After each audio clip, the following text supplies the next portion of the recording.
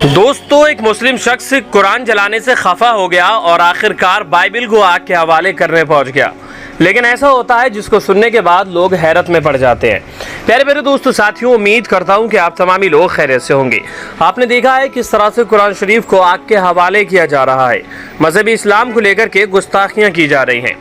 पिछले महीने बकरीद के मौके पर एक इराकी ईसाई ने स्कॉटहोम सेंट्रल मस्जिद के सामने कुरान शरीफ जलाकर के विरोध प्रदर्शन किया था। कुरान शरीफ की बेहुरमती की थी, कुरान शरीफ को पैरों तले रौंद दिया था। मुस्लिम बहुल देशों के साथ साथ अमेरिका, ब्रिटेन जैसे देशों ने भी इसके साथ साथ मैं आपको यहाँ पर बता देना चाहता हूँ, इन तमामी तरह के देशों ने इसकी कड़ी निंदा की थी, काफ़ी ज़्यादा दुख जताया था और इसका बाइकआउट करने की मांग भी की थी।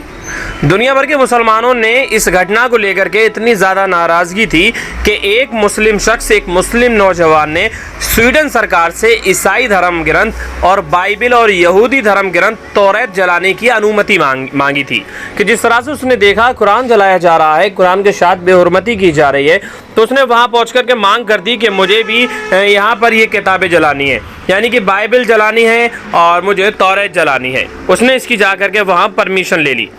तो ये इस शख्स की उम्र जो है 30 साल बताई जा रही थी। 30 साल के इस शख्स ने स्कॉटहोम में इजरायली दूतावास के बाद स्वतंत्रता के तहत तौरात और बाइबिल जलाने की अनुमति भी मांग ली थी। मैं आपको बता दूं, समाचार एजेंसी एपी के मुताबिक अगर बात की जाए तो स्कॉटहोम पुलिस ने उस शख्स को धार्मिक ग्रंथ जलाने की इजाज़त दे दी, यानी कि जिस तरह से उस शख्स ने इजाज़त मांगी थी, परमिशन मांगी थी, उस शख्स को वो परमिशन भी दे दी गई। लेकिन उस शख्स ने बाइबिल जलाने की अपनी इस योजना के बारे में, इस प्लान के बारे में, जो कि वो काफ़ी वक्त से सोच रहा था, वो इस चीज़ से नाराज़ था कि कुरान शरीफ को जलाया गया, कुरान शरीफ को आग के हवाले किया गया, कुरान शरीफ की बेहुरमती की गई। अपनी योजना के बारे में कहा कि किसी भी धार्मिक ग्रंथ को जलाना कुरान के खिलाफ होगा और वो किसी भी धार्मिक ग्रंथ को किसी भी कीमत पर नहीं जला सकता है। यानी कि वो जलाने के लिए उस जगह पर भी पहुंच गया, उन किताबों को अपने हाथ में भी लिया। किसी भी धार्मिक ग्रंथ को जलाना कुरान के खिलाफ है। स्वीडन समाचार एजेंसी टीसी के मुताबिक व्यक्ति को 15 जुलाई यानी कि शनिवार को धार्मिक ग्रंथ बाइबिल और तौरात जलाने की इजाज़त मिल गई। लेकिन वहाँ पर वो धार्मिक ग्रंथ जलाने वाला था, वहाँ पहुँचने के बाद उसने ये कहते हुए उस लाइटर को फेंक दिया कि वो एक मुसलमान है और पवित्र धार्मिक ग्रंथ जलाने का उसका कभी कोई भी इरादा नहीं था। उसके हाथ में जो लाइटर था वो उसने अपने उस लाइटर को जो है हवा में उछाल दिया, उस लाइटर को फेंक दिया। उसने आगे कहा कि इस तरह का कदम मुसलमानों की पवित्र ग्रंथ यानी कि कुरान के खिलाफ होगा और वो ऐसा कभी नहीं करेगा। साथ ही उसने ये भी कहा कि किसी भी शख्स को ऐसा नहीं करना चाहिए। प्यारे दोस्तों, यहाँ पर मैं आप लोगों को बता दूं कि अगर वो चाहता था तो उन धार्मिक किताबों को जला भी सकता था।